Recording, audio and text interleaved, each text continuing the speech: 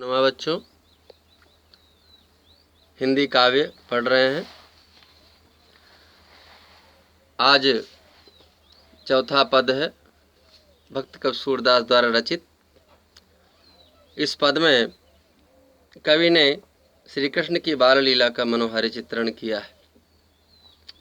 छोटे बच्चे होते हैं, बड़ों वाला काम करना चाहते हैं, मोबाइल चलाना चाहते, मोबाइल ना मिले तो एक पटरी ले लिया, कान से लगा लिया। मोटरसाइकिल नहीं मिली तो लकड़ी को ही पैर के बीच में दबा करके मुंह से आवाज़ करते हुए दौड़ने लगे। तो इसी प्रकार जो है श्री कृष्ण अपनी मैया से आग्रह करते हैं कि हे मैया, मैं अपनी सब गाय चरई हूँ, प्रात होत बल के संग जई हूँ, तेरे कहे नरइयों, मैं अपनी सब गाय चरई हूँ। श्री कृष्ण कहते हैं, हे मैया, अब मैं अपनी समस्त गौएं चराने वन को जाऊंगा। आप कहेंगे वन इसमें नहीं दिया है, तो काव्य तो यही होता है, इसमें सांकेतिक बात कही जाती है, शेष आपको व्याख्या में उसको मिला के जोड़ना होता है। भाई गायें कहाँ चरेंगी? वन में चरेंगी। प्रात हो तो वल के संग जई हो, तेरे कहे न रही हो। मैं प्रातः काल होते ही भैया बलदाऊ के संग गौए चराने वन को जाऊंगा, और तेरे कहे न रही हो मैंने रहूंगा कहाँ? घर में। मैं तुम्हारे कहने से घर में नहीं रहूंगा, ये घर में नहीं रुकूंगा। और फिर आगे कहते हैं, हे मैया विश्वास करो, ग्वाल बाल गायन के भीतर न कहूँ डर नहीं लागत। हे मैया, मुझे ग्वाल बालों और गायों के मध्य तनिक भी डर नहीं लगता है, न कहूँ तनिक भी डर नहीं लगता है। और फिर आज न सो नंद दुहाई रहने रहूंगो जागत। कृष्ण जी कहते हैं कि हे मैया, नंद बाबा की शपथ, आज न सो, मैं आज सोऊंगा नहीं, रैनी रात, सारी रात जागता रहूंगा। कारण क्या है? और ग्वाल सब गाय चरई हैं, मैं घर बैठे रहूं। अन्य ग्वाल बाल मेरी समस्त गौएं चराने वन को जाएं और मैं घर में ही बैठा रहूं, ये बहुत अनुचित है। सूर श्याम तुम सोए रहो, अब प्रात जान मैं दई हूं। यशोदा जी कहती हैं कि हे कन्हैया, रात बढ़ गई है और तुम सोए रहो, अब तुम सो जाओ।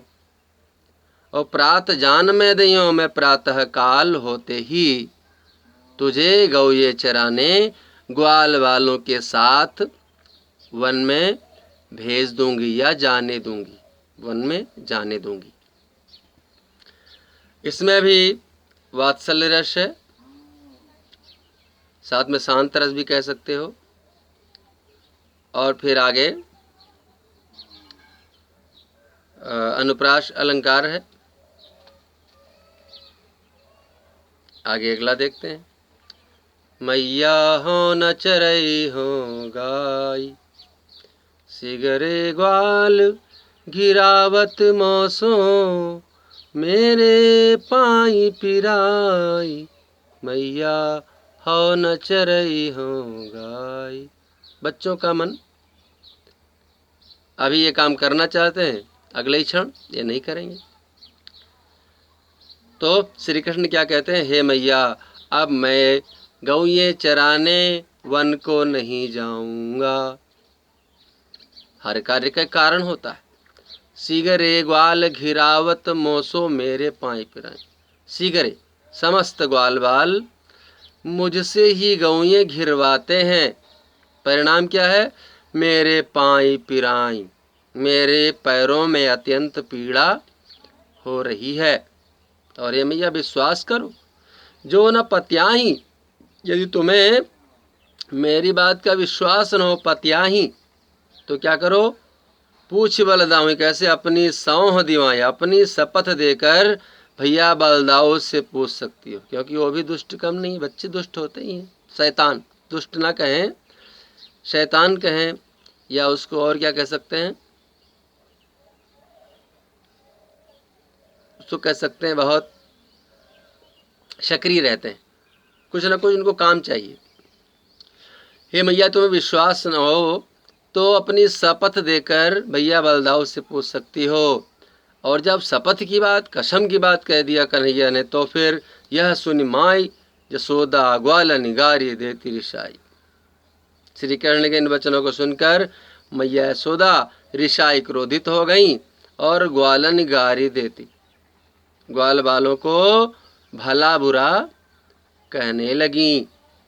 और क्या कहा आगे, मैं पठवती अपने लड़का को आवे मन बहराई। मैं अपने बालक, अपने पुत्र कन्हैया को मन बहलाने के लिए ग्वाल वालों के साथ वन को भेज देती हूँ। बहराई, बहलाने के लिए, मन बहलाने के लिए। और सूर श्याम मेरो अति बालक मारत ताहि रिंगाई।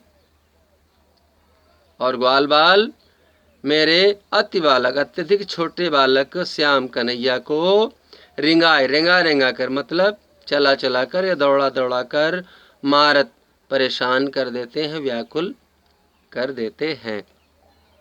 इसमें भी वात्सल्य रस है। अलंकार की बात करें तो अनुप्रास अलंकार और कोई विशेष नहीं, बाकी वो मैंने आपको बता ही दिया था।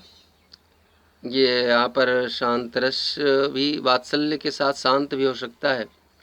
और छंद तो पदहाई है, भाषा ब्रज भाषा है और शैली मुक्तक शैली है। धन्यवाद। शेष फिर